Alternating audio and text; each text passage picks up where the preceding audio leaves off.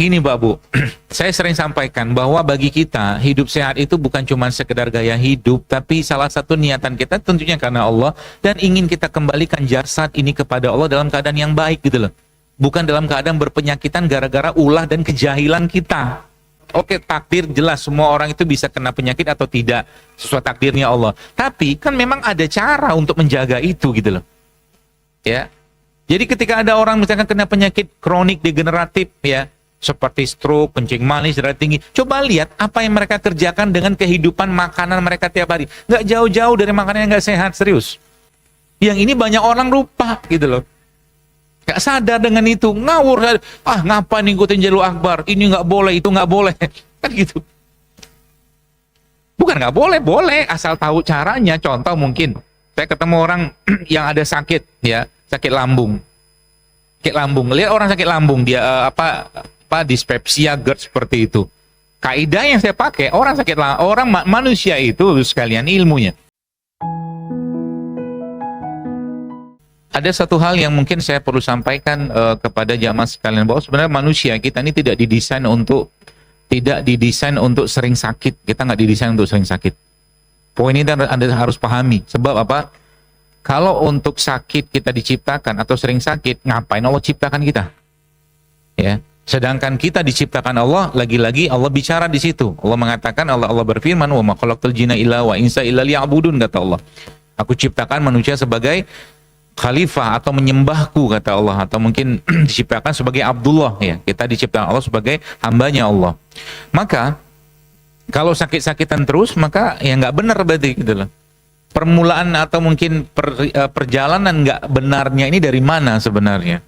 Ya, ini yang sebenarnya kalau kita mau kaji lebih dalam, itu sebenarnya dimulai ya dari saat dalam atau kita dalam kandungan. Tapi kita nggak bahas itu, ya terlalu panjang nanti pembahasannya. Jadi kalau mau ceritanya, misalkan cerita mau membangun generasi yang cerdas, itu dimulai dari kandungan. Mustahil kalau di sana sudah bermasalah. Ya, artinya apa? Dari sisi apa yang dilihat, didengar, dirasakan oleh sang ibu misalkan, atau apa yang dilakukan oleh bapak kepada anak atau istrinya tadi, itu sangat mempengaruhi kecerdasan sang bayi. Itu poinnya. Ya, panjang. Makanya kalau saya ngelihat atau mungkin mendapatkan misalkan ada orang-orang yang sakit, ya khususnya wanita, ya perempuan yang kadang konsul dengan saya dengan penyakit-penyakit yang berhubungan dengan kewanitaannya, ya seperti mungkin miom atau mungkin penyakit-penyakit reproduksi lainnya, dari sudut pandang atau dari apa yang saya pelajarin itu nggak jauh juga atau nggak bisa lepas dari mungkin bahasa kita zaman sekarang, masa pengasuhannya dia. Ya, ini contoh biar Bapak Ibu bisa mulai melek sekarang bahwa pentingnya ya kasih sayang itu dalam keluarga atau dalam kehidupan seseorang.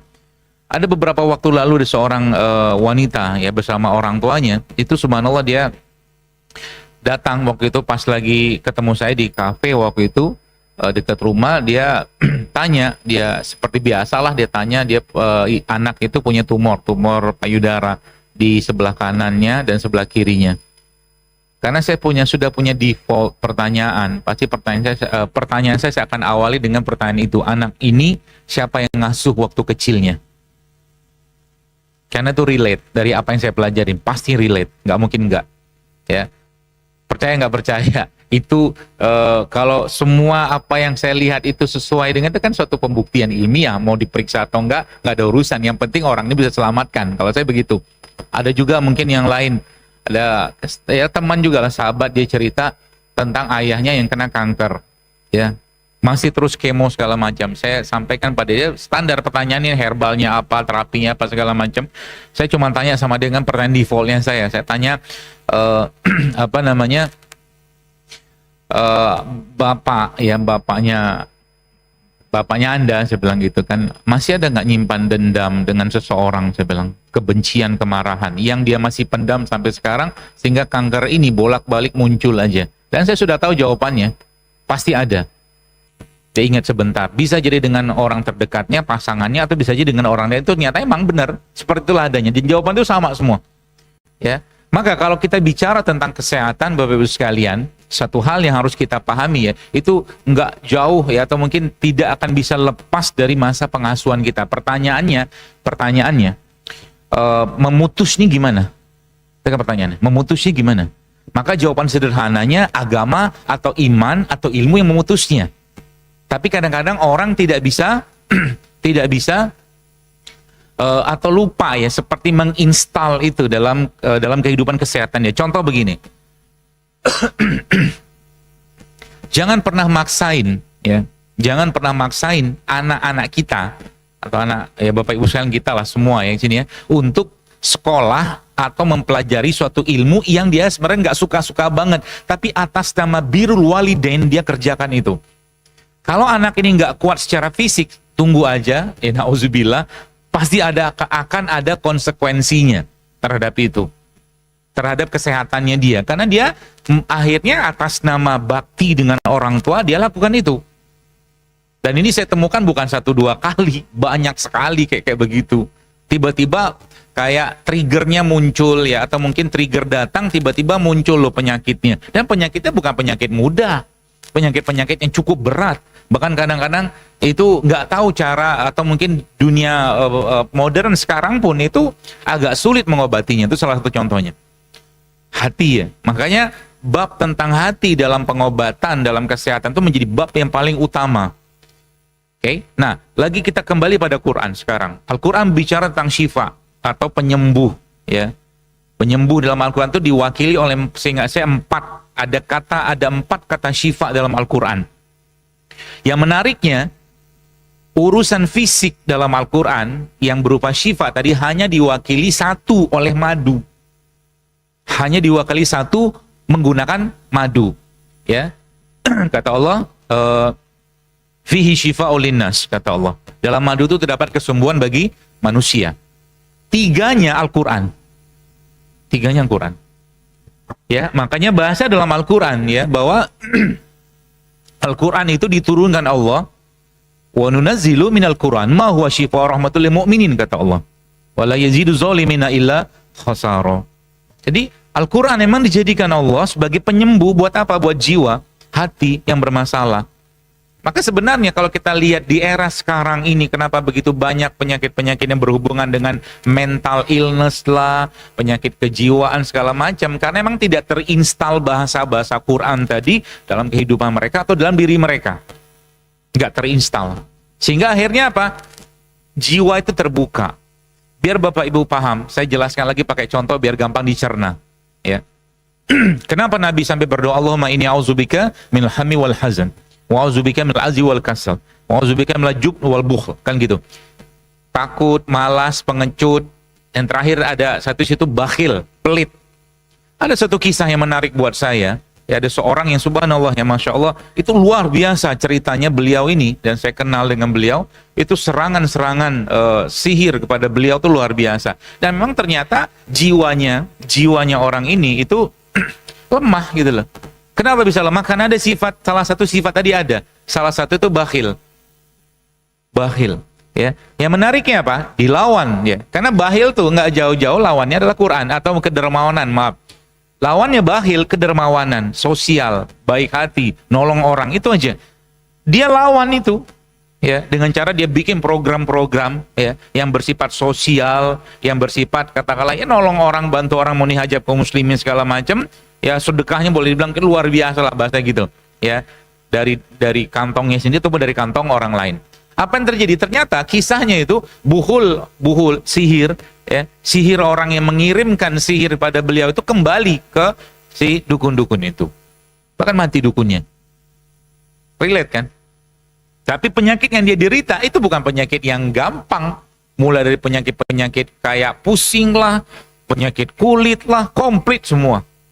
Gara-gara jiwa yang terbuka tadi, ya. Jadi satu hal yang mungkin kita perlu perlu pahami di sini memang kondisi ruh atau hati kita atau perasaan kita itu jauh lebih powerful atau jauh lebih dahsyat efeknya ketika bermasalah dibandingkan dengan fisik.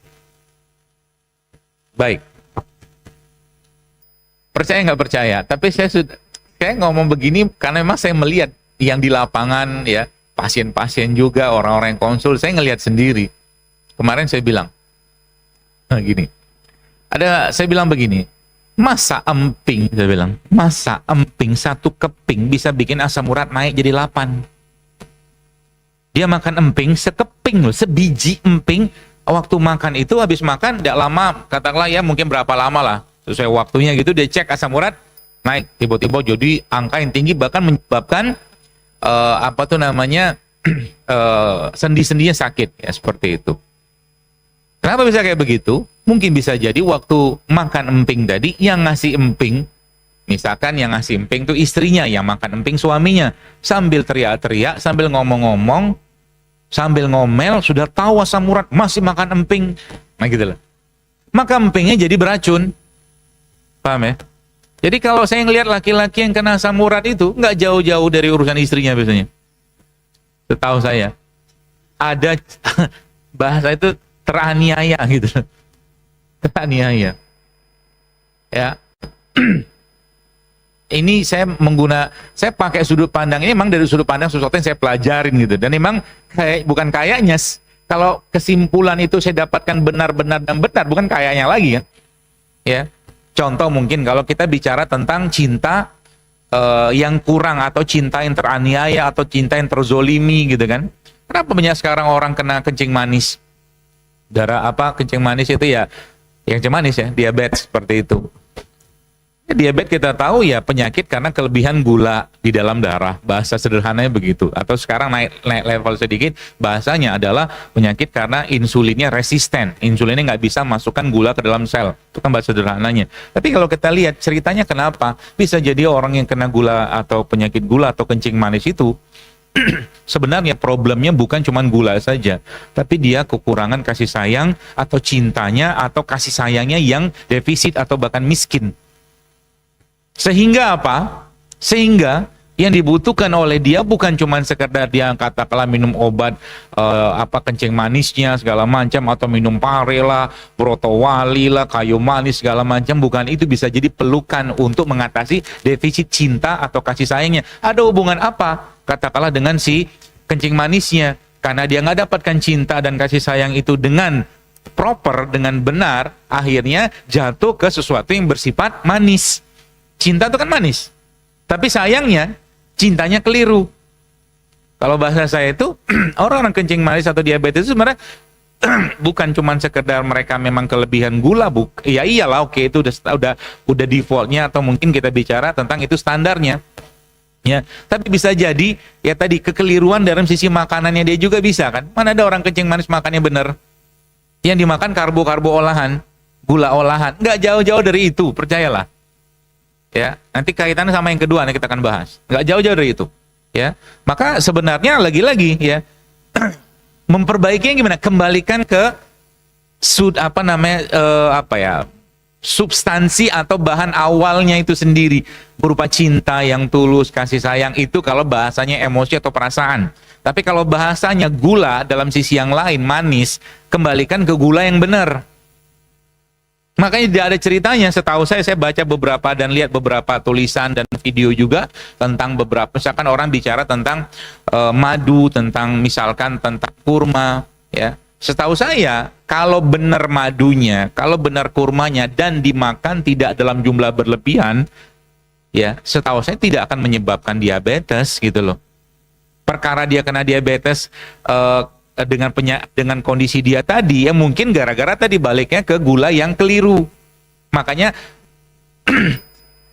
ada kemarin seorang ibu, ingat saya, dia ngirim pesan di akun saya.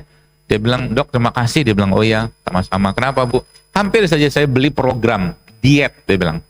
Program diet yang nilainya sampai 30 juta. "Oh ya, terus kenapa?" "Apa yang dokter sampaikan," kata dia, "itu sama persis dengan program dietnya mereka itu." Sama. Ya. Dia bukan cuma sama ya seperti, karena standarnya sama. Contoh kalau kita bicara tentang program diet itu, ya. Kalau yang masuk sama keluar sama, maka berat badan ada seimbang atau mungkin maintain, stabil. Kalau yang masuk lebih besar daripada yang keluar, naik berat badan. Kalau yang masuk lebih sedikit daripada yang keluar, turun berat badan. Kan standar kayak begitu. Mudahnya kayak begitu, tapi pertanyaannya gampang nggak dikerjain? Nggak gampang. Sehingga untuk membuat itu punya nilai, bayar itu program dietnya. Sehingga akhirnya apa? Sayang dietnya kan. Padahal itu semua, kalau sedikit mau ngatur hati, ngatur nafsu, selesai. Penyakit zaman sekarang. Kenapa Ibnu Katsir sampai mengatakan, "Wakulu wasrobu wala tusrifu," kata Allah dalam Al-Quran kan. Tapi Ibnu Katsir mengatakan ayat ini, Bapak-Ibu sekalian, itu boleh dibilang 50% ilmu kedokteran ada pada ayat ini. Diabetes, stroke, kencing manis, itu kan gara-gara kebanyakan makan. Coba udah yang kebanyakan makan, yang dimakan keliru lagi. Itu aja. Makanya saya bilang, kalau sampai bulan Ramadan seseorang itu, subhanallah ya, hari terakhir Ramadan berat badannya naik, ini nggak benar puasanya. Iyalah, udah dikurangi makan, fasting time-nya, feeding time-nya, itu diperlama sama Allah, masih juga banyak makan, ya nggak benar menurut saya puasanya secara fisik ya. Sedangkan itu saya lihat beberapa penelitian-penelitian juga yang saya baca itu, atau mungkin tulisan-tulisan itu ternyata bahkan prolong fasting, ya prolong fasting, puasa diperpanjang, itu efeknya luar biasa. Jadi misalkan Anda puasa nih, buka puasa, habis buka puasa Anda nggak makan-makan lagi, kun habisnya tidur, kan puasa lagi tuh. Itu dalam 24 jam aja, dalam yang saya baca itu, dia katakan, bagi laki-laki gitu ya, bagi laki-laki itu level testosteronnya akan meningkat dalam 24 jam itu dengan prolong fasting tadi. Sedangkan zaman sekarang kan laki-laki banyak turun semua testosteronnya.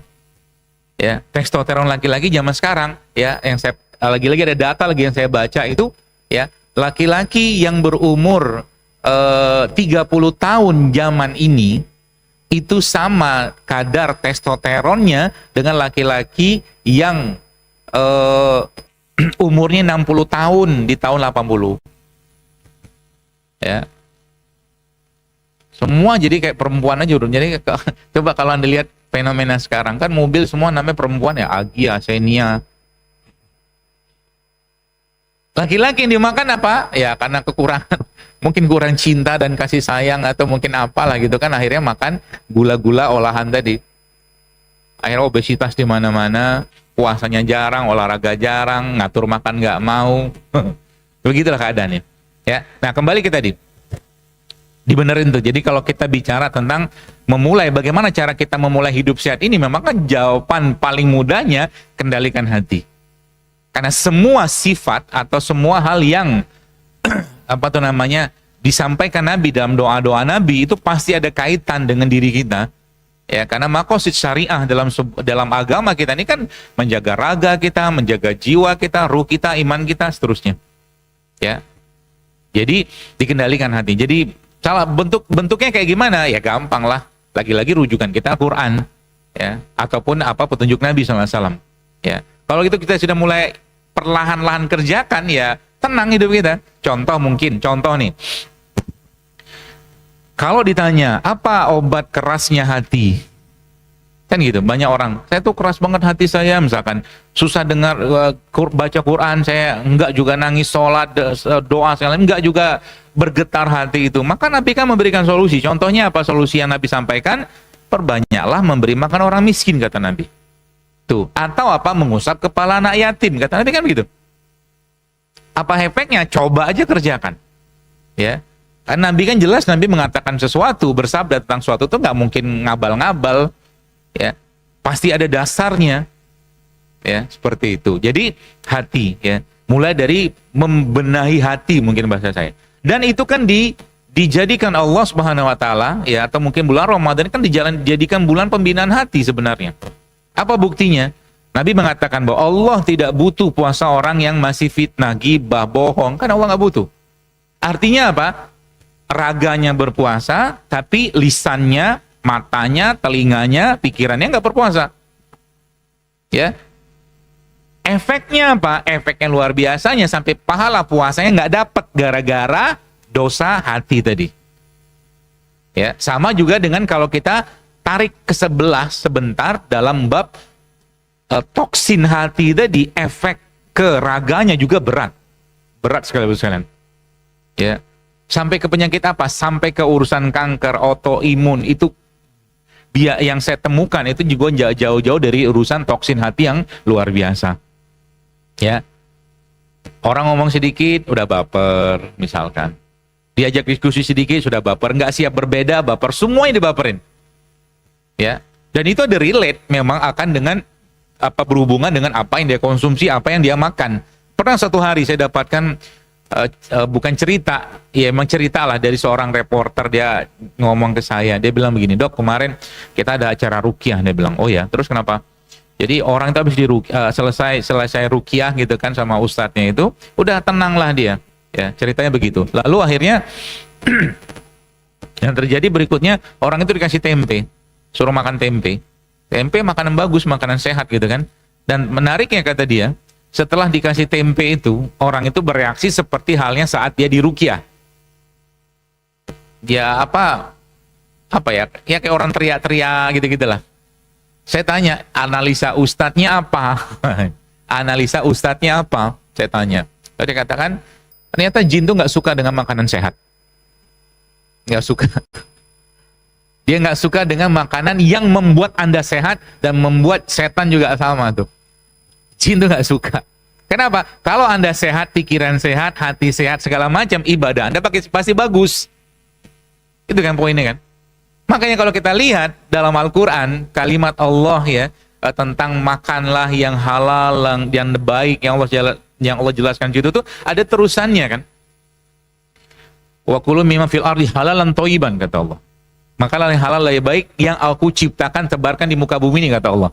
Tapi kalimat itu lanjut. Jadi kalau Al-Quran itu lanjut dengan kalimat tertentu, pasti ada kaitannya dengan kalimat sebelumnya atau kalimat sesudahnya. Allah, apa yang Allah sampaikan di situ? Wala tattabi'u khutuwati syaitan, kata Allah. Apa urusannya? Urusan halal, urusan makan, thayyib dengan setan. Dan jangan ikuti langkah-langkah setan. Sehingga dari sini dapat kesimpulan bahwa memang urusan makanan itu juga tidak jauh dari tipu dayanya mereka. Tidak jauh-jauh. Ya. Sehingga apa ya? Memang kita harus waspada. Ya. Waspada, hati-hati ya. Dijaga benar-benar. Itu sebabnya Ibnu Qayyim al-Jauziyah rahimahullah menyebutkan bahwa salah satu penyebab lemahnya iman seseorang ya, dari 5 atau 7 penyebab itu adalah terlalu banyak makan. Terlalu banyak makan. Makanya kita tuh beruntung banget dikasih Allah bulan Ramadan. Beruntung banget. Kalau nggak ada bulan Ramadan, mungkin 12 bulan tuh nggak ada kita puasa sama sekali mungkin. Karena nggak gampang puasa itu. Saking nggak gampangnya puasa, ya, dan pahalanya besar, Allah siapkan satu pintu khusus di surga untuk orang yang berpuasa. Saking sulitnya puasa. Karena nggak gampang menghentikan nafsu untuk berhenti makan tuh nggak gampang. Ya, makanya tadi, ya, para sahabat itu ya, ketika mereka dengan kehadiran Ramadan kan bahagianya luar biasa. Kenapa? Lisan mereka terjaga, telinga mereka terjaga, mata mereka terjaga, perut mereka terjaga. Bahkan mereka lebih banyak lagi untuk meneruskan puasanya dengan memperbanyak nutrisi-nutrisi ruhiyah dari Al-Quran. Wajar mereka jadi generasi kayak begitu. Makannya terjaga, ya. Makannya sikit-sikit. Kalau ada yang postingan saya buat di Instagram itu, bukan sikit-sikit makan. Ya. Makannya sikit-sikit, jangan banyak-banyak. Ya. Orang Jepang itu salah satu kaidah mereka sehingga di sana angka obesitas nggak banyak. Mereka coba lihat piring mereka kecil-kecil. Kecil loh. Jadi mungkin Ramadan nanti di rumah kita pakai anu aja, tatakan gelas aja kalau makan. Biar nggak jangan banyak makannya gitu loh. Ya. Apalagi kadang-kadang gue saya itu ya dong, nanti Ramadan mulai ikutin sunnah Nabi kalau Nabi berbuka puasa gitu kan. Kan dalam hadis sebutkan Nabi itu berbukanya pakai kurma basah atau rutop. Kalau nggak ada rutop, Nabi SAW berbuka pakai tamar, kurma kering. Kalau nggak ada tamar, Nabi berbuka pakai air putih. Saya akan ikuti dong, karena makan kurma itu sunnah, tapi gorengannya wajib dong. Gitu-gitu. Iya benar juga sih. Ya, nggak ada perubahan lah makanan dari 11 bulan lainnya gitu loh. Nggak jauh-jauh dari itu aja. Ya. Sehingga apa? Ya seperti itulah adanya. Ya. Apalagi ya. Kalau saya share sedikit tentang ilmu ini, Bapak Ibu sekalian akan tahu banget cara mengatur makanan kita, mengendalikan makanan kita dengan ilmu sederhana ini atau analogi sederhana ini. Ya, dan saya biasa sampaikan di banyak tempat ini supaya nanti Anda tahu Ramadan itu kalau mau tarawihnya, tilawahnya atau aktivitas ibadah lainnya kita itu lebih optimal, maka pahami kaidah ini. Ya, pahami kaidah ini.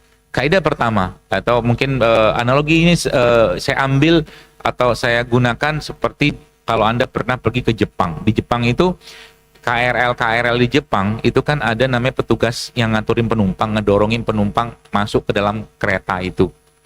Sampai sepenuh-penuhnya dalam kereta, ya, barulah mereka tutup pintu itu kan gitu.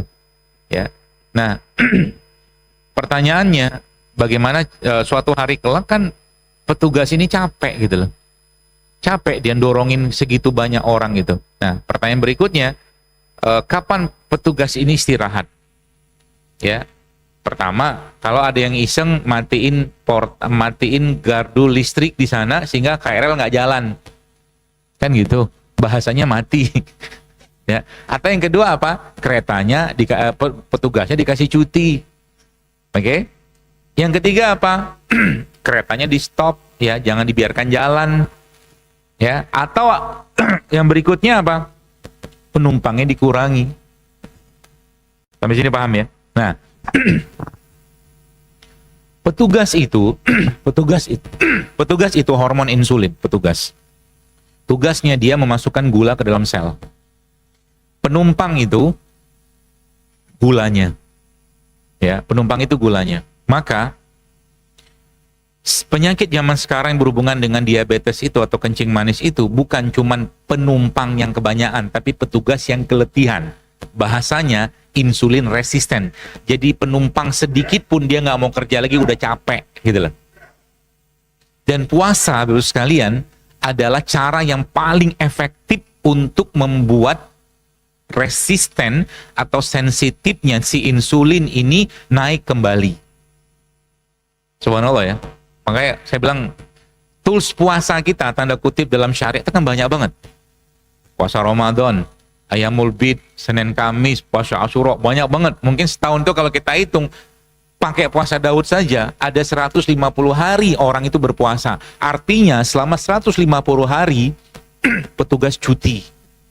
Coba bayangin. Luar biasa kan efek puasa. Anda baca lah, saya baca tentang puasa itu, ya Allah, dahsyatnya. Bukan cuma sekedar meningkatkan sel imun, bukan. Apalagi nanti ada bahan-bahan yang Allah ciptakan itu yang memang berefek, Bapak sekalian, untuk memicu namanya satu proses yang namanya autofagi. Autofagi itu kan self-eating, memakan dirinya sendiri. Autofagi itu tidak akan terjadi kalau orang itu tidak lapar atau tidak puasa. Dan itu bisa mulai berlaku itu sekitar 16 jam awal. Persislah dengan puasa sunnah kita atau puasa Ramadan kita itu loh. Ya, apalagi Anda prolong sampai ke sahur. Jadi nanti habis buka nggak makan lagi, ya minum boleh, ya, tapi yang kalori-kalori nggak masuk, ya, atau kalori yang rendah banget sampai nanti sahur baru makan lagi, sehingga nanti bisa jadi masuk ke babnya one meal a day. Anda cuma makan sehari. Makan sehari itu sekalian ngedetox semua dia. Sel-sel rusak semua diperbaiki, dibersihkan sama dia. Itu efek puasa tuh kayak begitu. Dahsyatnya puasa. Makanya karena di dunia barat mereka nggak kenal puasa-puasa sunnah tentunya, ya, akhirnya mereka meng-create satu istilah namanya intermittent fasting. Intermittent fasting itu kan nggak jauh-jauh dari, kalau bahasa kita kan jendela makan sama jendela puasanya kan gitu kan. Kalau bahasa kita fasting state sama feeding state-nya, ya, waktu berbukanya, waktu puasanya sama waktu makannya. Ramadan kalau Anda hitung atau kita hitung waktu berbuka sama waktu puasanya kita, atau waktu makan kita dengan waktu puasa, jauh lebih lama waktu puasanya kita daripada waktu makan. Mari kita hitung kalau nggak percaya. Orang yang lagi puasa Ramadan katakanlah, di sahur dia makan tuh. Di sahur dia makan, oke lah, makanlah, kasih waktu setengah jam lah, udah banyak banget makannya bisa masuk tuh. Sejadi-jadinya dia makan. Lalu akhirnya dia makan di berbuka, waktu buka, makanlah, suka-sukanya lah, suka-sukanya makan. Setengah jam kita kasih. Habis berbuka itu, oke lah, dia ngikut tarawih kan. Ikut tarawih, katakanlah ikut tarawih 1 jam, ya 1 juz misalkan. Capek lagi, lapar lagi, makan lagi silakan. Setengah jam. Kan setengah kan. Berarti cuma 1,5 jam waktu makannya dia. Habis itu ngapain? Kan tidur. Kalau hitung-hitungan 24 jam, berarti kan 24 dikurangi 1,5 jam. Kurang lebih sekitar 22,5 jam tubuhnya berada pada kondisi puasa. Kan keren tuh. Makanya setahu saya, ya, Tidak ada bentuk puasa apapun yang tiap hari ya seperti yang Islam punya ini gitu loh. Karena memang inilah bentuk yang paling luar biasa dalam sebuah bentuk detoksifikasi badan. Makanya kalau kita baca dalam Al-Quran, ayat yang kita sering baca waktu Ramadan itu, ya ayyuhallazina amanu kutiba alaikumusiyam kama kutiba alal ladzina min qablikum. Kata Allah kan di situ kan, kami wajibkan berpuasa sebagaimana orang terdahulu. Artinya syariat ini sejak zaman Nabi Adam atau Rasul-Rasul yang lain sudah ada. Karena emang defaultnya kita atau mungkin bentuk kita sama orang-orang sama dalam zaman dulu kan sama aja. Cuma beda di casing doang. Nabi Adam dengan tinggi besar, ya kita kayak begini. Tapi dalamannya kan sama. Dan protokol paling baik dalam ngedetoks badan itu ya puasa.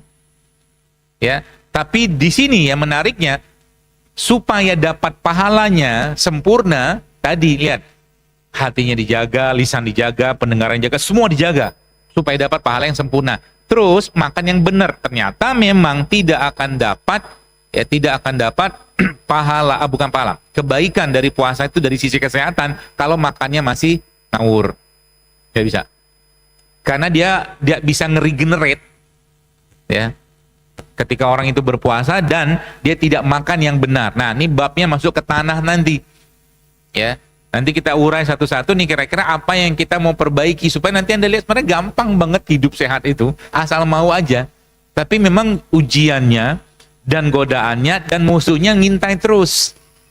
Ya, saya tuh kadang-kadang kalau ngisi kayak begini, biasa di kantornya DKM atau di ruang imam, kita kan ngobrol-ngobrol gitu, terus sajiannya tuh sehatnya minta ampun tuh. Pas Zaidul Akbar datang saja, biasanya begitu.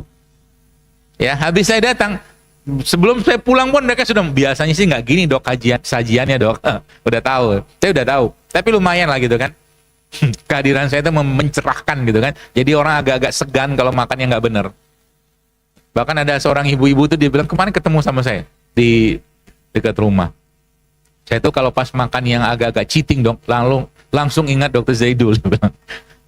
Kalau sudah makan begitu akhirnya saya batalin dong. Janganlah, receh banget, saya ingatnya Allah aja, saya bilang.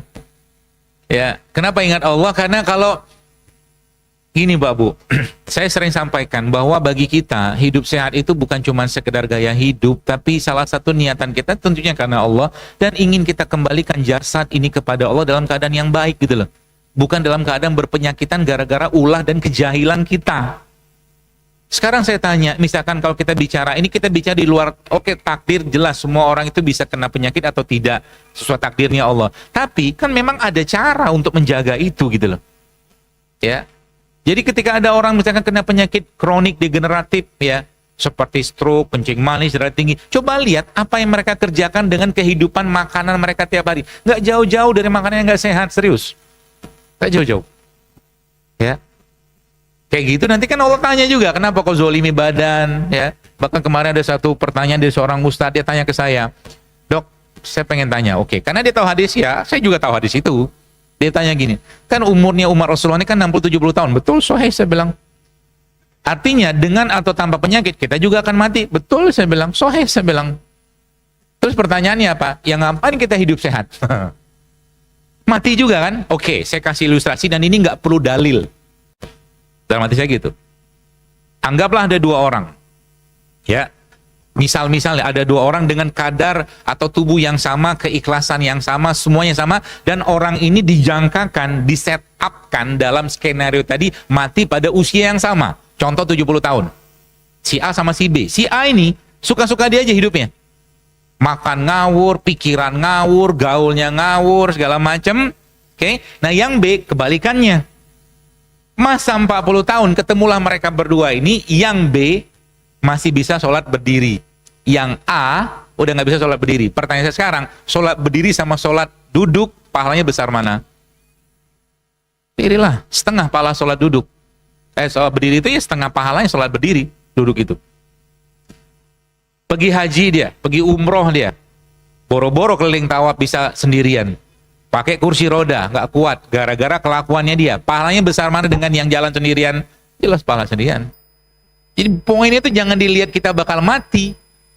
Ya, tapi dengan sehat itu ibadah kita bisa tingkatkan. Bahkan di usia 60-70 tahun masih bisa gendong cucu, masih bisa silaturahim, masih bisa sholat berdiri. Itu poinnya.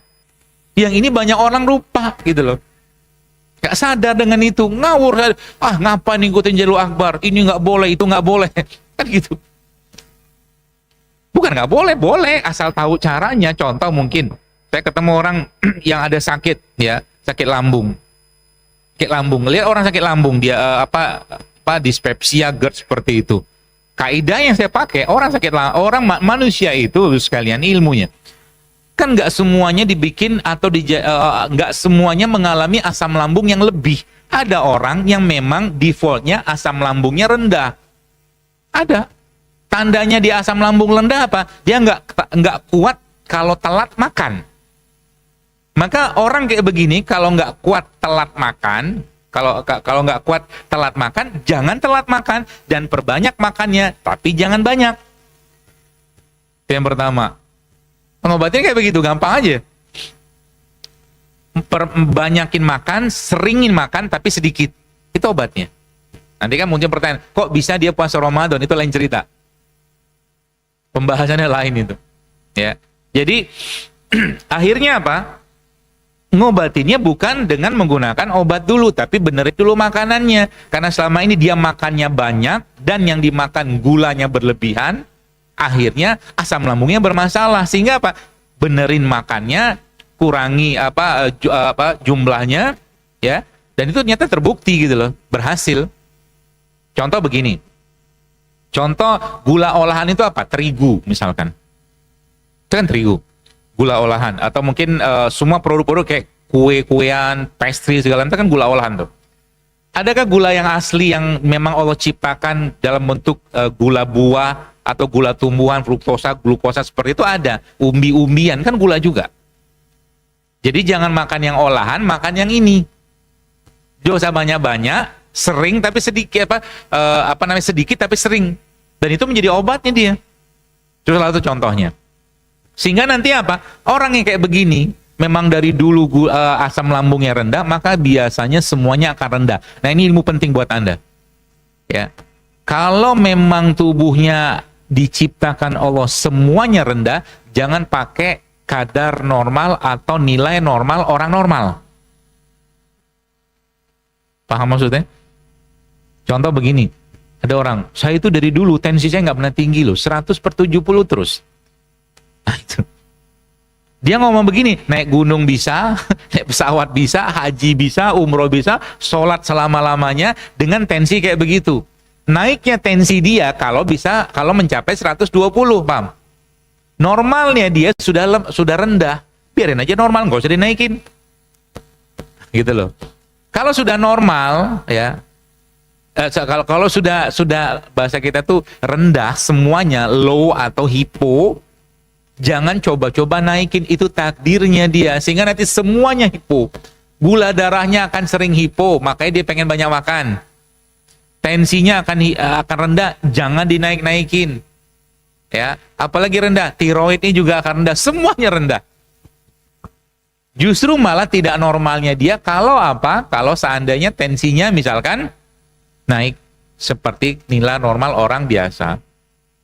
Jadi sebenarnya kalau Anda pahami konsep ini, maka orang diabetes yang ada sekarang itu sebagian besar adalah orang diabetes atau orang kencing manis yang hipo. Yang mereka itu aslinya, takdirnya gula darahnya rendah sehingga mereka bawaannya pengen sering makan. Tapi yang dimakan itu keliru dan banyak, tersesat, dia gula darah naik. Gitu ceritanya. Jadi kalau kayak begitu, benerin dulu makan gitu loh. Nah ini banyak orang nggak tahu, sehingga nanti apa? Dalam kondisi aslinya dia rendah kadar gulanya, dikasih lagi misalkan obat yang nurunkan gula darah, aslinya rendah loh. Sebenarnya nggak pas. Makanya saya bilang, oke, obat saya nggak bahas, tapi yang saya bahas, coba dibenerin makannya dulu. Berarti apa? Orang kayak begini kebanyakan balik-baliknya gara-gara petugasnya keletihan. Gara-gara apa? Terlalu banyak asupan gula olahan. Nggak jauh-jauh dari itu aja. Ya. Jadi kalau saya mau makan gula, makannya apa? Oh banyak. Umbi-umbian bisa, beberapa jenis buah-buahan bisa. Sedikit, tapi sering. Nah itu kuncinya. Seperti itu ya. Nah, itu kembali ke Ini bab Quran, bagaimana Al-Quran itu memberikan pedoman ya tentang kita, tentang menjaga kesehatan tadi. Ada syifa tadi, ada ruh tadi, ada emosi tadi, maka kendalikan itu. Ya apalagi Ramadan kayak begini, bro sekalian, kalau mau dapat settingan awal, kan Nabi bilang bahwa orang-orang yang berpuasa itu kemudian mereka membayar zakat, fitrah segala macam, pada akhir Ramadan kan seperti bayi baru lahir kan. Mana bisa bayi baru lahir kalau seandainya yang dimakan juga bermasalah, pikiran bermasalah, ya sehingga nanti nggak dapat output tadi itu. Ya, nah, yang kedua yang berkaitan dengan manusia di tanah. Walaqad khalaqnal insana min sulalatin min tin, kata Allah. Tanah liat. Ini kisah penciptaan manusia yang dibuat atau bermula dari Nabi Adam itu panjang sekali kisahnya, dan itu bisa kita tadaburi. Tapi kita karena waktu nggak cukup, saya akan berikan poin-poinnya saja. Ya, Iblis, laknatullah alaih, waktu Nabi Adam itu diciptakan, dia kan teliti. Sebelum ruhnya atau sebelum ruh Nabi Adam itu ditiupkan Allah ke dalam jasadnya Nabi Adam, dia teliti, dan kesimpulan dia salah satunya adalah bahwa ini makhluk, kata dia, akan banyak sekali berurusan dengan perutnya. Kata Iblis, ada hadisnya itu, di Sahih itu. Ya, akan banyak berhubungan dengan syahwatnya, kata dia. Dan makhluk ini fragile, dia bilang rapuh, karena dia masuk ke dalam tubuh Nabi Adam waktu belum ada ruh, ya diketok-ketok sama dia. Banyak rongga-rongga, kata dia. Kata Iblis begitu. Nah, bab tentang bagaimana manusia diciptakan dan tanah tadi itu menjadi bab yang sebenarnya ini salah satu esensi yang paling luar biasa kalau kita mau terapkan tentang bagaimana cara menjaga kesehatan kita berdasarkan bahan bakunya kita. Zaman sekarang, Bapak Ibu sekalian, kita harus tahu bahwa banyak, sebagian besar, mungkin menurut saya banyak beredar di kalangan kita. Ya, contoh mungkin kayak keju ya, keju itu kan aslinya kan dari susu, diolah segala macam jadi keju kan. Tapi sekarang ada keju sintetik, nggak perlu dari susu sapi, nggak perlu dari susu kambing. Nah, pertanyaannya, ini udah masuk fake food namanya, makanan palsu. Dan bahasa fake food itu sudah lama dipakai sebenarnya, fake food. Jadi bukan lagi diambil dari tanah atau dari air atau dari alam. Ya, kalau babnya tentang tanah tadi, maka tidak heran judulnya, kalau keseimbangan ini kita mau perbaiki, maka dua hal di situ yang jadi titik penekanan kita lah, kata gitu. Yang pertama apa? Kalau kita lihat tanah itu kan ada nutrisinya. Ya, kita buka tanah atau kita baca gitu kan, ada mineralnya, ya, magnesium, kalium, fosfor segala macam, ada kuper, macam-macam lah. Manusia juga sama, itu yang pertama. Yang kedua, di tanah itu ada bakterinya. Di tanah itu ada bakterinya, ya. Dan manusia ini, Bapak sekalian, ya, reseptor tubuh kita ini yang paling banyak memang letaknya ada pada kulit, ya. Makanya kulit itu ya dibiasakan berdekatan dengan tanah, gitu. Ada satu hadis, atau bukan satu hadis, ada satu penelitian yang pernah saya baca bahwa bakteri yang paling banyak jenisnya, ya, tanah yang paling banyak jenis bakterinya itu ternyata ada di kuburan. Tanah. Ya. Lalu saya baca lagi hadis. Nabi katakan apa? Salah satu adab kita kalau masuk ke pemakaman atau kuburan, pakai alas kaki atau dibuka? Dibuka loh. Disunahkan atau dianjurkan untuk membuka alas kaki kalau masuk kuburan. Artinya reseptor yang ada di kulit kita ini kena bumi, ya, kena tanah tadi, ketemu bakterinya. Kalau bahasa sekarang itu nge-grounding atau earthing bahasa mereka. Bahasa simpelnya nyeker, tapi nyeker ketemu dengan bakteri. Ya, makanya sebenarnya over hygiene, orang-orang yang terlalu bersih itu nggak bagus. Nggak bagus. Ya. Tadi malam mungkin di rumah Bapak Ibu juga hujan. Saya tadi malam pulang, ya pas Isya itu pulang, hujan, Masya Allah, derasnya luar biasa. Sebelum hujan, menjelang azan itu kan enggak hujan, belum hujan, ya. Habis Isya baru hujan, akhirnya nggak bawa payung. Jadi begitu. Akhirnya apa? Masya Allah. Salah satu kebahagiaan saya memang itu. Pulang, ya sudah, hujan-hujanan aja sama anak-anak. Kan bahagia gitu. Hujan itu bikin bahagia. Ya, itu bahasa Quran loh. Coba lihat dalam Al-Quran. Hujan itu bikin bahagia. Baunya hujan, ya. Bunyinya hujan itu bikin bahagia. Ya, seperti itulah. Baik, ada dua komponen tadi, ya. Yang pertama tadi bakterinya, yang kedua adalah bahan baku bakterinya ini. Ya. Nah, ini mungkin saya berikan clue-nya aja supaya Bapak Ibu nanti bisa terapkan di Ramadan. Ya. Bahan baku mereka ini, ya, bahan baku si bakteri ini sebenarnya tanah dalam tubuh kita itu digambarkan dengan lambung kita. Mereka butuh bahan baku karena di lambung kita pun ada bakteri. Bahan baku mereka serat. Ya, bahan baku mereka serat. Maka sebenarnya kalau kita kaji dari sisi sudut pandang serat, ya, kurma itu salah satu serat yang terbaik.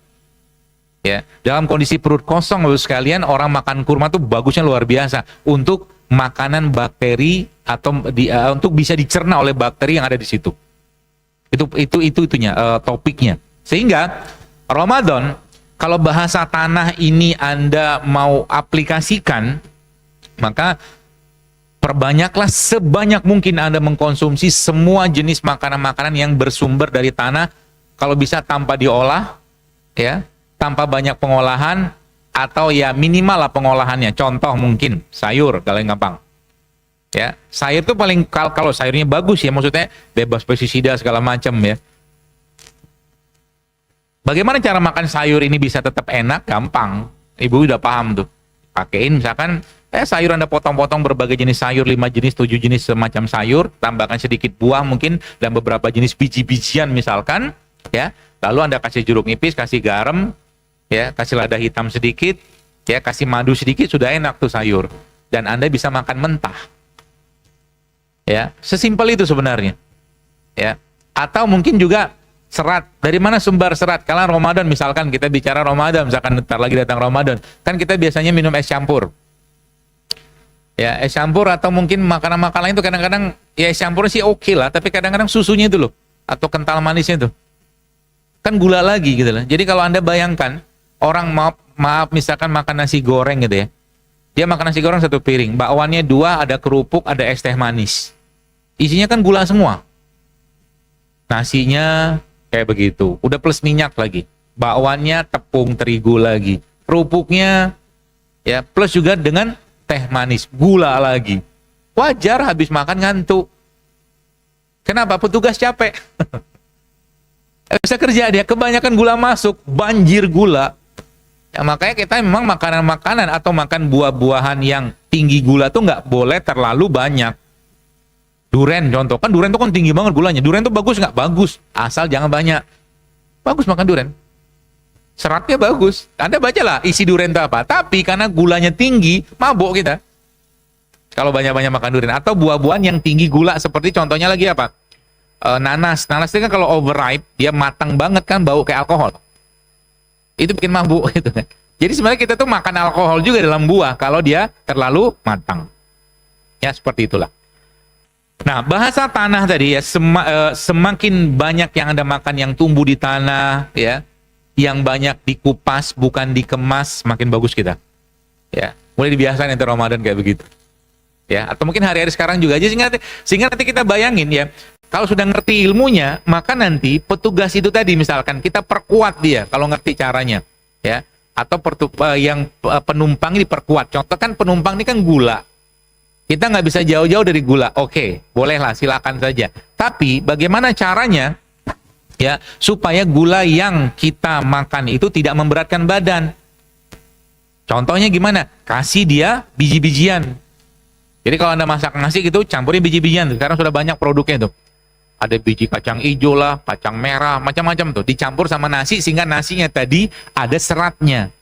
Atau kalau enggak, misalnya ya, Anda masak nasi, ya nasi itu Anda campur sedikit dengan minyak-minyakan. Seperti apa?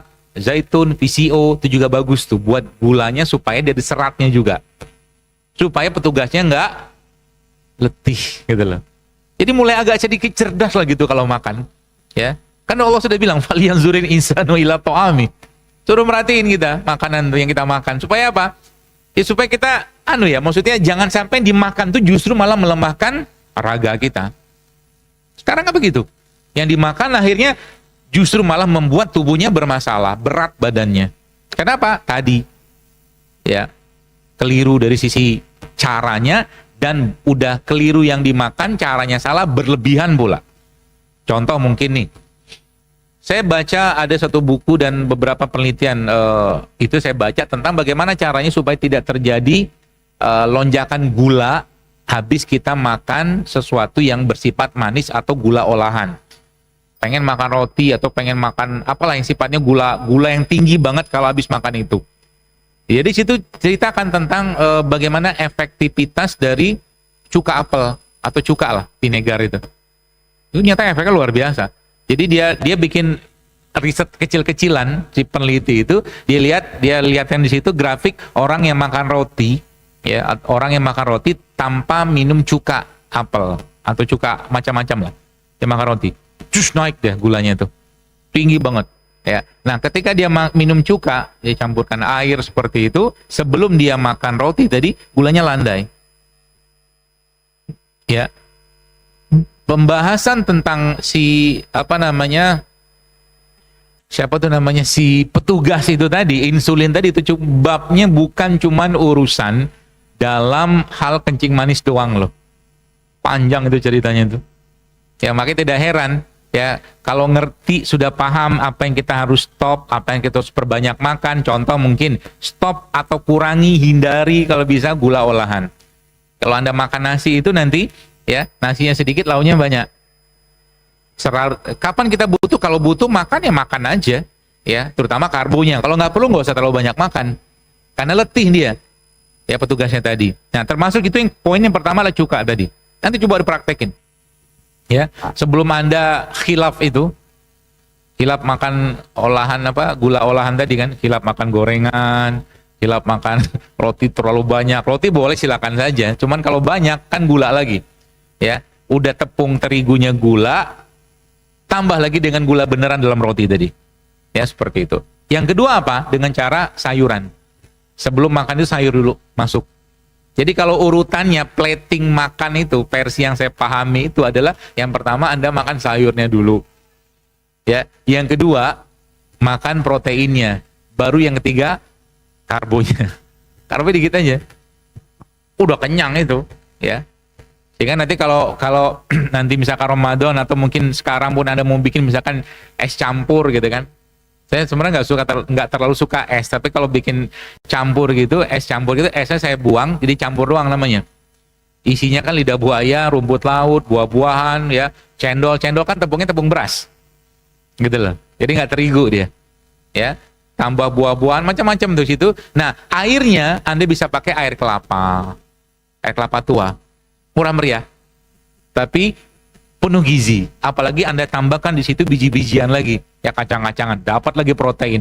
Buah-buahan yang misalkan Anda kasih misalkan alpukat, ya biar manis, kasih madu kan asik banget tuh. Kebayang gitu ya, ya enak, sehat, mudah gitu loh. Nggak sehoror ini. Bayangin banyak orang bahwa makan sehat, hidup sehat itu susah. Apa susahnya? Asal kita mau switching dikit aja, mau maksain diri kita sedikit aja, bisa kok ketemu kok.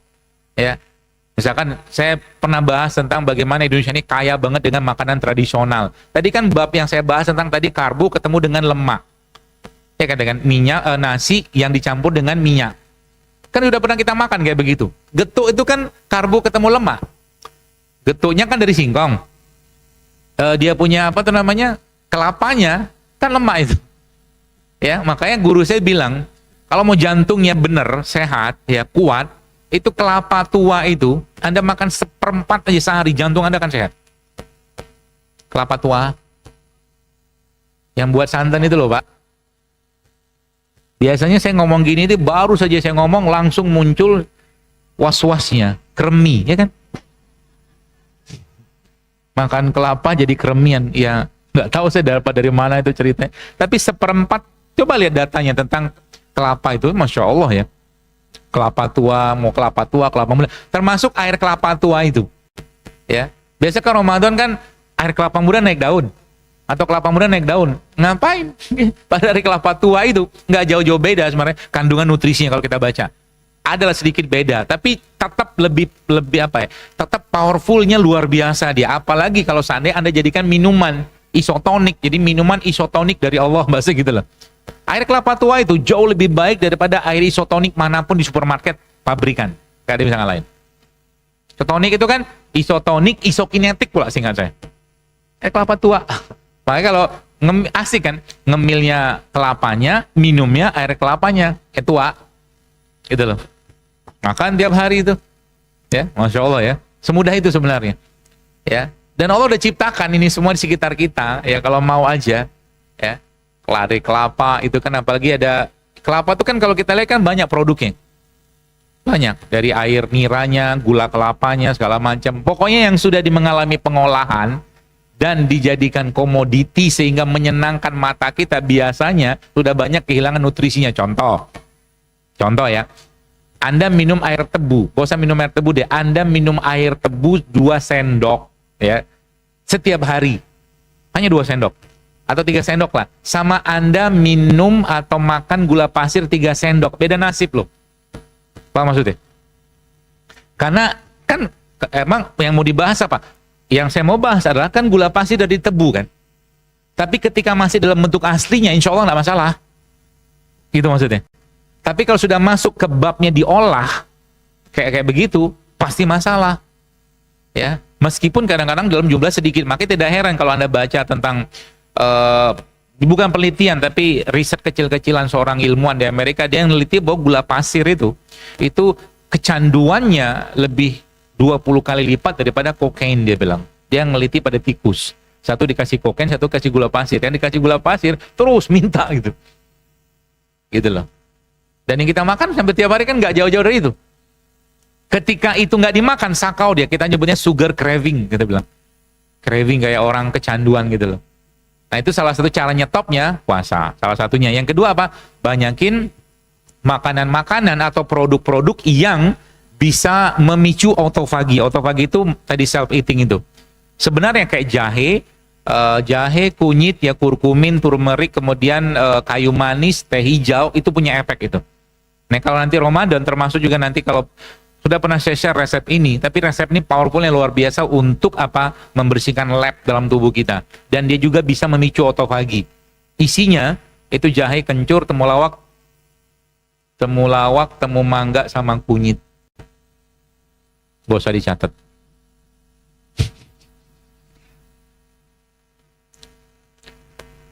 Tapi resep ini banyak menyelamatkan banyak orang ya. Isinya jahe, kencur, temulawak, temu mangga, temulawak, temu mangga, kunyit. Dihancurin semua. Nanti setelah dia agak hangat atau dalam kondisi kayak begitu, masukin air, kasih lada hitam sedikit, seujungan sendok teh. Temu mangga kayak apa? Lihat di handphone aja, Bu. Nanti ada. Susah saya jelasin. Dia mirip kunyit, tengahnya agak kuning, baunya kayak kueni. Dia bisa dimakan mentah tuh bisa. Dia kayak lalapan temu mangga itu. Ya. Jahe, kencur, temulawak, temu mangga, kunyit. Kasih lada hitam. Ya, itu juga nanti bisa sangat memicu tubuh kita untuk apa? Untuk lebih tahan laparnya. Jadi sebenarnya pengendalian lapar dan kenyang ini ilmu yang menarik sebenarnya. Ya, makanya ada bahan-bahan yang memang punya efek untuk lebih kuat lagi ngebus ya, memicu autofagi itu. Ya, salah satunya tadi sudah disebutkan jahe, kunyit segala macam kayak begitu. Makanya kalau mulai sekarang coba dibiasain. Ya, dibiasain minum kayak begituan. Anda akan lihat efeknya kayak apa, Masya Allah. Ya, luar biasa, karena itulah yang tumbuh di negeri kita. Dan kaidah tentang pengobatan yang paling baik itu adalah apa yang tumbuh atau ditumbuhkan Allah di suatu negeri, itulah obat terbaik untuk penduduk yang hidup di negeri itu. Ya, makanya kalau Anda baca kisah tentang rempah-rempah dan rimpang, orang kan nggak kenal rimpang, dia nyebutnya itu rempah aja. Ya, makanya di zaman mulai dari waktu masuknya Islam ke Indonesia ini atau perjalanan Ibnu Batutah ya sampai ke zamannya kolonial, itu kan rempah itu kan jauh, harganya bisa sama bahkan lebih mahal putaran uang itu daripada emas. Karena luar biasanya manfaatnya mereka. Yang diambil Belanda ke Indonesia kan juga bukan emas, tapi rempah. Ya. Dan itu punya efek yang luar biasa ya untuk tubuh kita. Ya kalau dipakai tiap hari. Jadi maksudnya dipakai itu maksudnya kita konsumsi tiap hari. Ya, dalam jumlah tidak berlebihan insya Allah aman saja. Ya. Karena kita biasanya kayak begini kan takutnya luar biasa. Kita tuh kadang-kadang saya bilang apa ya, keterlaluan agak sedikit over ketakutannya gitu loh. Ya terutama mungkin nih memang ada berita-berita yang menyebutkan tentang misalkan rempah-rempah, rimpang ini apa bikin masalah ini tuh segala macam. Ya tapi kalau Anda makanya saya bilang bikin sendiri aja. Anda bikin sendiri di rumah, beli sendiri, minum sendiri itu jauh lebih baik daripada kalau seandainya Anda ragu gitu loh. Karena sampai detik ini pun menurut saya gak ada orang keracunan minum jahe. Gak ada orang keracunan minum kunyit gitu loh. Ya. Kalau dikonsumsi dalam jumlah yang cukup tidak berlebihan, insya Allah aman saja. Makanya biasanya patokannya kan jempol, kelingking, telunjuk gitu-gitu aja. Ya. Dan itu efeknya luar biasa. Ya. Dari mulai apa? Dari mulai imun, ya, sistem kekebalan tubuh kita, sistem hormon kita, organ kita, semua perlahan-lahan mereka diperbaiki. Inilah esensi tanah itu, Bapak sekalian. Ya, kalau kita membahasnya dari sudut pandang tumbuhan. Ya, saya kira mungkin itu. Baik, sudah setengah 12. Ada waktu beberapa menit ke depan, mungkin kalau ada yang mau bertanya, saya persilakan. Terima kasih kepada Bapak Dr. Zaidul Akbar. Kepada jamaah atau hadirin yang mau bertanya, berapa sesi masih gitu? Berapa pertanyaan? Ada setengah jam lagi ya. Oke, Bapak, monggo.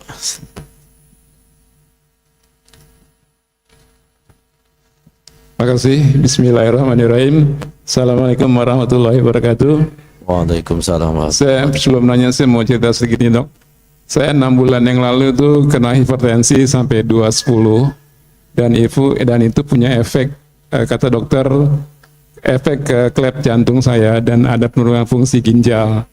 Dan saya berobat ke spesialis jantung, diminta untuk minum obat penurun darah tinggi sampai akhir hayat. Beliau mengatakan itu. Dan saya sebenarnya tidak mau, Dok, minum obat sampai akhir hayat ya, karena saya pernah dengar juga Ustadz pernah mengatakan di YouTube, sebenarnya kalau kita minum obat itu jualin, karena Allah menciptakan banyak sekali alternatif yang diturunkan di bumi ini gitu. Dan kedua, saya pernah berhenti minum, tapi berefek kepada kondisi tubuh saya, Dok. Jadi kayaknya saya jadi edik gitu, jadi ketergantungan. Yang saya tanyakan, gimana, Dok, ya, kalau menurut dokter, kalau saya berhenti obat jantung itu atau hipertensi itu secara mendadak, katakanlah seperti itu, menurut dokter itu gimana? Karena saya nggak mau minum obat dan saya tidak mau menjolimi diri sendiri. Dan yang kedua adalah ini, Dok, tadi dokter mengatakan bahwa sebenarnya penyakit itu salah satu faktornya itu karena perasaan yang terjolimi gitu atau teraniaya.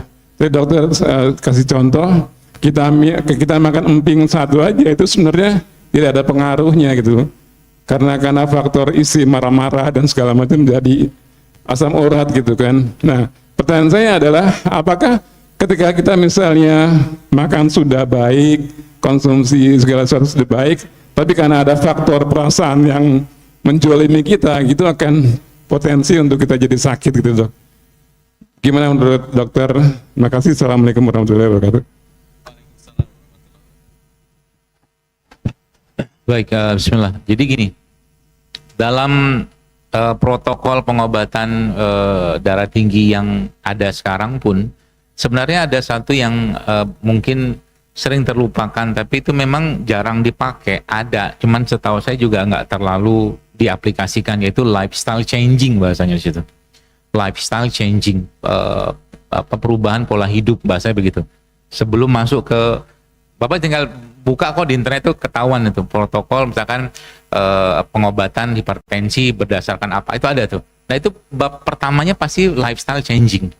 Ya. Nah pertanyaan saya sekarang, kalau kita lihat lifestyle sebenarnya yang perlu kita perbaiki itu dari sisi apa?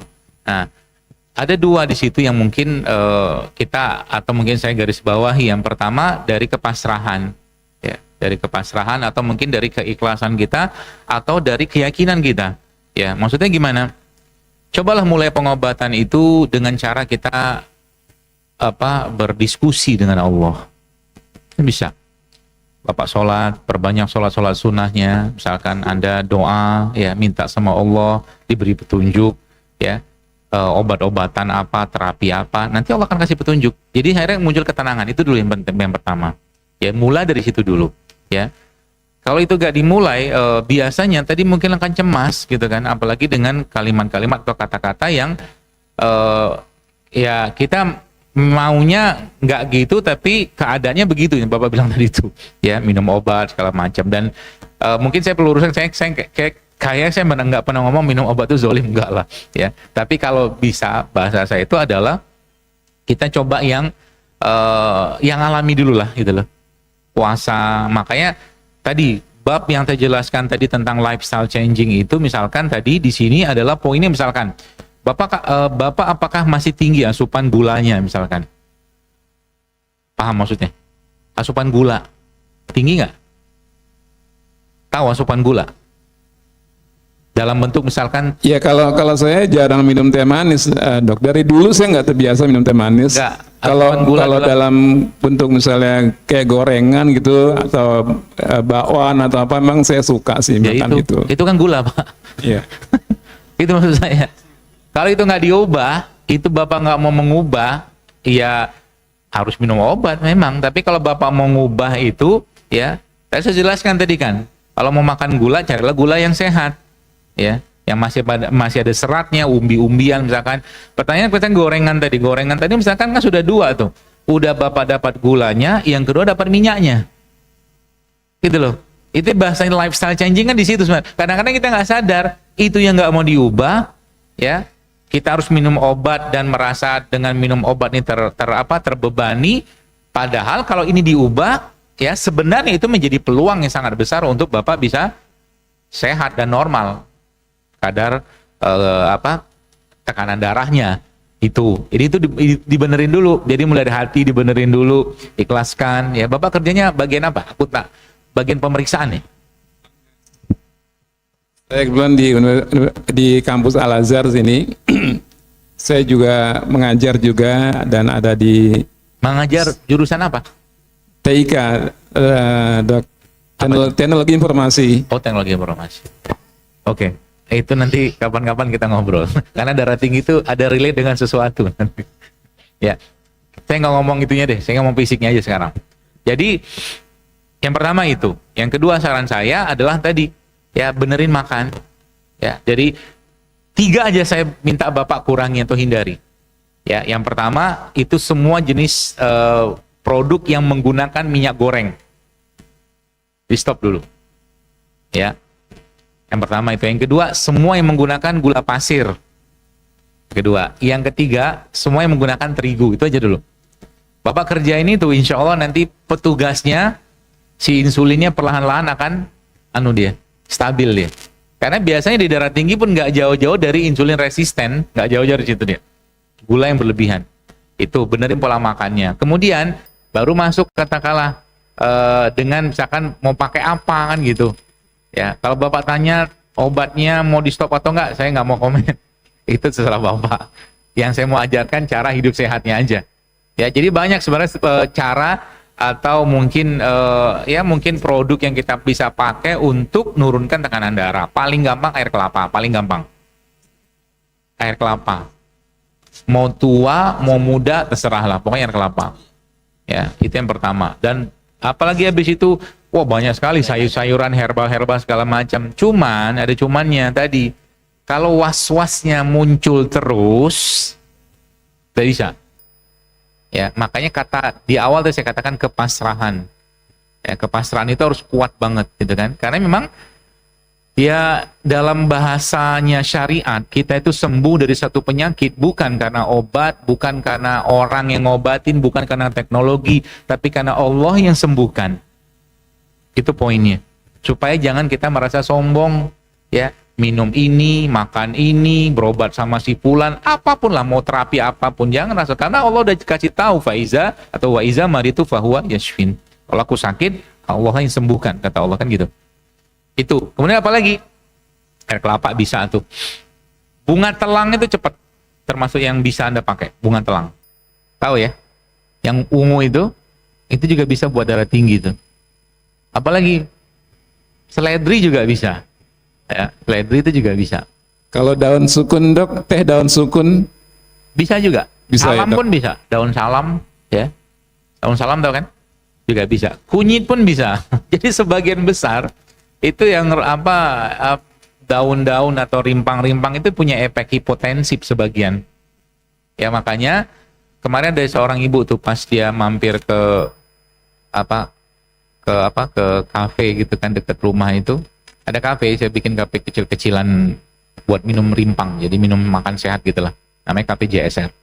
Dia mampir situ, dok, saya tanya dia, saya habis minum telang, dia bilang, ini saya sakit, dia bilang, pusing saya, dia bilang, ya itu saya bilang, ya karena telang itu, bunga telang itu punya efek hipotensif juga, sehingga lagi kondisi ibu lagi darahnya mungkin lagi turun atau enggak, ya turun lah gitu kan, ibu nggak makan juga, ibu minum itu makin turun dia, sehingga biasanya kalau telang itu saya nggak biarkan dia sendirian. Kadang-kadang saya kasih jahe, kadang-kadang saya kasih serai, kadang-kadang saya kasih pandan. Kalau minum telang. Seperti itu. Ya. Gitu, daun salam bisa, seledri bisa, tadi mungkin telang bisa, pegagan juga bisa, teh pegagan itu atau mungkin pegagan tahu ya. Ada rumput bentuknya kayak otak itu. Ya biasa di Sunda, orang Sunda sebutnya antanan. Ya, itu juga bisa tuh. Banyak banget ya. Itu. Kemudian bekam juga bagus untuk tensi. Ya. Nah, sampai kapan? Ya Bapak lihat sendiri aja nanti. Ya sebenarnya ya dokter dokter yang sejati lah katakanlah gitu kan, dokter yang pengen pasiennya sembuh kan gitu. Kondisi ilmu pengetahuan atau ilmu pengobatan modern sekarang ya memang kalau membahas tentang darah tinggi kan mentok. Dalam artian kalau sudah kena darah tinggi harus minum obat seumur hidup. Teorinya begitu. Ya, tapi kan teori Allah kan belum tentu. Itu menurut saya. Ya, bisa saja. Karena tadi saya katakan, dokter yang baik adalah dokter yang menginginkan pasiennya sembuh. Kalau Bapak bisa sembuh kan alhamdulillah. Seperti itu. Gitu ya, Pak ya. Jadi nanti misalkan Bapak sudah mulai puasanya dikencengin, ya jalan pagi, nggak usah olahraga yang kencang-kencang, jalan aja. Kalau Anda bisa jalan setengah jam aja tiap hari udah luar biasa bagus itu. Setengah jam. Atau sekitar 6.000 sampai 8.000 langkah lah. Ya. Seperti itu. Dan jam biologis tubuh kita jangan dilanggar. Waktunya tidur. Karena itu efeknya besar sekali. Ya, jadi Nabi juga mengajarkan, Nabi kita tuh mengajarkan waktu tidur, waktu terjaga. Kan surat Al-Muzammil sama Mudaththir itu kan menjelaskan kapan bangun, kapan terjaga, atau kapan kita tidur. Ya, seperti itu. Begitu Pak, mudah-mudahan Allah sehatkan Bapak. Insya Allah. Nah yang kedua, ya kan? Yang kedua apa tadi? Terlupa. Jadi sebagus apapun konsumsi kita, tapi karena ada faktor di luar katakan tadi kan dokter juga menyampaikan misalnya istri suka marah-marah yang bikin kesal gitu kan, kita makan emping satu pun akan kena asam urat gitu. Jadi sebenarnya lebih banyak faktor eksternalnya itu ya dok ya, yang istri suka ngeselin, marah-marah gitu kan, yang jadi gimana dok solusinya dok kalau seperti ini dok? Kita udah makan sehat gitu dok ya, sementara di eksternal tuh begitu terus gitu ya. Jadi gini, mohon maaf dok pertanyaannya dok. Tidak apa-apa. Ini bagus pertanyaan. Jadi gini pertanyaan, kita ini kan membawa, ibarat kata kita menerima koper dari orang tua kita, koper. Koper itu siapa? Genetiknya kita.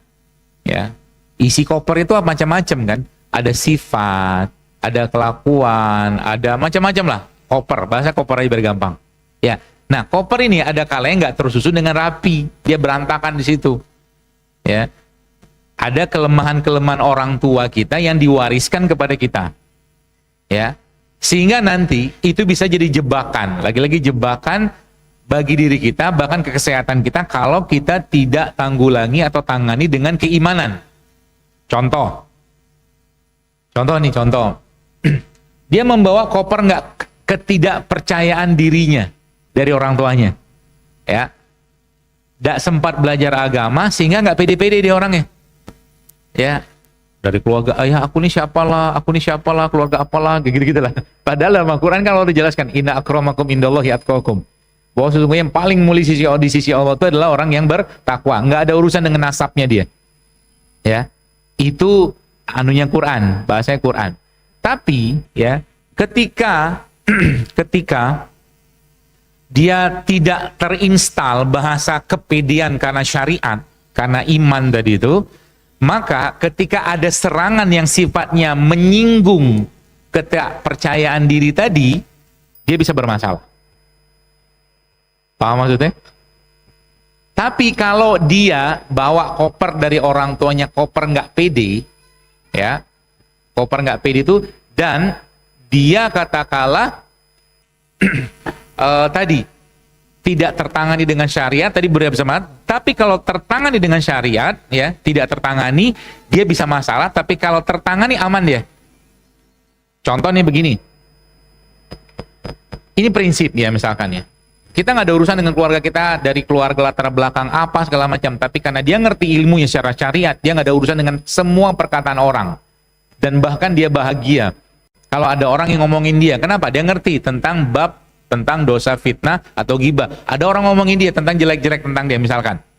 Karena dia tidak punya bekal syariat atau punya bekal syariat, gak ada urusan. Dia katakan, "Qaulus salama, salam perdamaian, gak ada urusan saya. Ente mau ngomong jelek tentang saya dan saya nggak suka dan itu benar, itu namanya ghibah, nggak benar namanya fitnah." Selesai. Ya. Tapi ya tadi yang jadi masalah adalah ketika tidak tercover dengan syariat tadi. Syariat itu maksudnya apa? Keilmuan, kepahaman dia, keimanan dia, sehingga nanti semua kata-kata tadi menjadi beban untuk dirinya. Sehingga nanti penyakit diabetes itu, penyakit darah tinggi itu bukan cuman, oke orang bilang kan, oh ini keturunan. Coba lihat, adakah karakter dari orang tuanya yang sama, yang mengalir ke anak-anak keturunannya dengan penyakit yang sama? Biasanya ada. Bukan biasanya, confirm ada. Paham maksudnya? Ketika ada ibunya, oke, bapaknya kena diabetes, ya. Dulu kakeknya juga ada diabetes. Coba lihat kesamaan sifat dari orang ini, ketemu tuh nanti. Karena itu koper, isi koper. Ya. Banyak tuh ceritanya itu, Pak, ya. Jadi artinya apa? Dia bisa bereaksi atau tubuh kita tuh bisa berespon, bisa juga tidak. Ya. Makanya pentingnya kita menguatkan diri kita secara keimanan, secara keilmuan, syariat seperti itu supaya apa? Godaan-godaan kayak begitu tuh, atau mungkin godaan, ucapan-ucapan, lontaran-lontaran kelam itu nggak ngefek. Ya, contoh mungkin begini. Ini contoh mungkin kalau kita bicara tentang kecurigaan. Kecurigaan. Orang curiga tuh bukan hanya curiga aja, misalkan dia nggak percayaan sama sesuatu, orangnya nggak bisa percaya sama orang. Susah percaya sama orang. Ya. Ya, jadi kalau ini yang ngomong ini bener nggak sih gitu kan? Misalkan ya, ketemu orang ini yang apa yang diomong ini dasarnya apa ya? Nggak percaya terus gitu kan? Itu kan was-was. Itu bawaan biasanya. Bawaan dari koper yang dia bawa dari orang tuanya. Ya, sehingga salah satu caranya apa? Husnuzon saja, baik sangka saja. Ya, termasuk tadi kalau kita bicara emping-empingan tadi, bagi orang yang nggak bawa koper nggak ada masalah. Yang nggak bawa koper penindasan, ya nggak masalah. Tapi yang bawa koper masalah itu. Jadi kalau misalkan istrinya ngomong kayak begitu atau pasangan yang ngomong waktu dia makan, bisa jadi masalah untuk dia. Tapi kalau dia nggak bawa koper, mau ngomong apa nggak ada urusan saya. Asal satunya apa? Dia nggak curiga sama si empingnya. Maka kalau makan tuh jangan curiga. Bahasa curiga nih, contoh gini. Anda mau makan sesuatu, Anda mau minum madu misalkan, belum minum sudah curiga. Jangan-jangan nih bisa bikin gula darah saya naik. Itu curiga. Itu mungkin bisa jadi pada tahap tertentu dia tidak menyebabkan gula darahnya naik, tapi was-wasnya berkembang terus. Oke, lihat surat An-Nas. Ya, surat An-Nas itu bukan lucu, tapi luar biasa menurut saya. Menarik sekali. Kenapa? Kan surat Al-Falaq, qul a'udzu birabbil falaq. Qul a'udzu birabbil falaq. Kita berlindung kepada Allah, ya. Satu kali kita ngomong di situ, Rabbil falaq. Dari apa? Min syarri ma khalaq. Sekali kita nyebut Allah untuk urusan kejahatan subuh. Tapi surat An-Nas 3 kali kita nyebut nama Allah, ya. Qul a'udzu birabbin nas, malikin nas, ilahin nas. 3 kali. Untuk apa?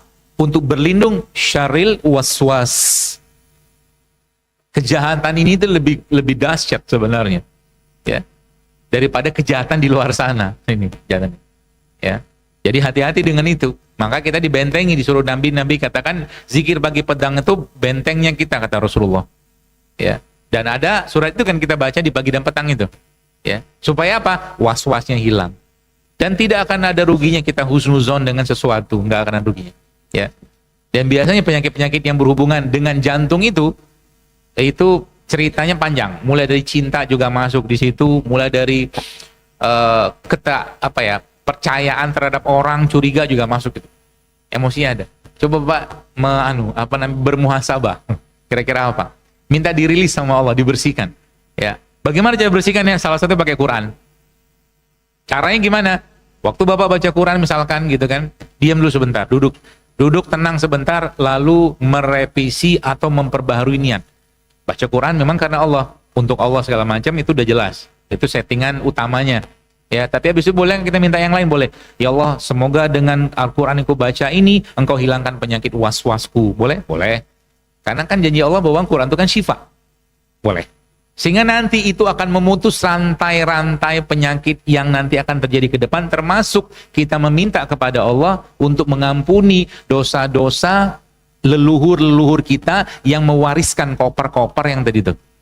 Bisa diminta, karena kita nggak bisa akses. Salah satu yang kita bisa akses, satu-satunya adalah dengan doa. Ya Allah, ampuni kesesatan mereka, ampuni kelemahan mereka, ampuni kekurangan mereka, dan pada diriku ya Allah perbaiki sehingga anak keturunanku jauh lebih baik, sehingga nanti penyakit keturunan itu bisa di stop. Itu babnya. Seperti itu. Oke, selanjutnya satu lagi ya. Oke, Ibu, enggak. Mas Tewe.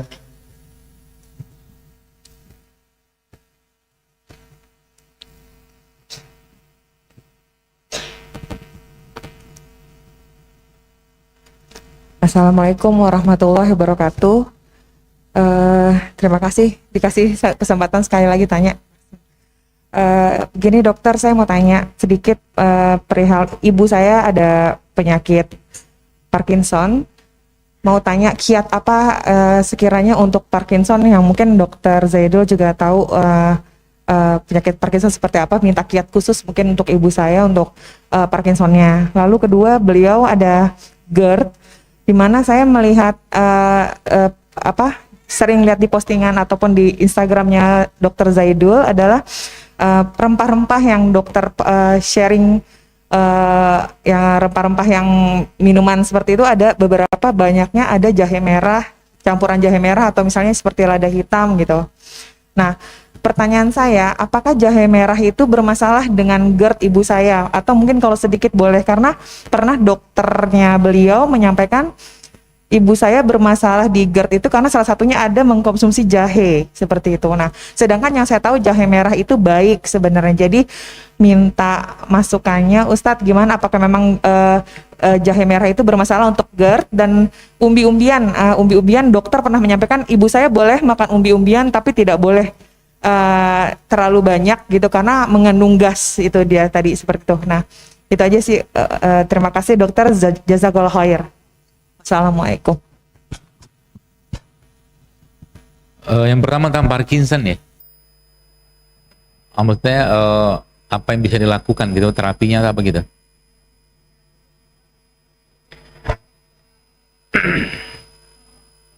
Ya.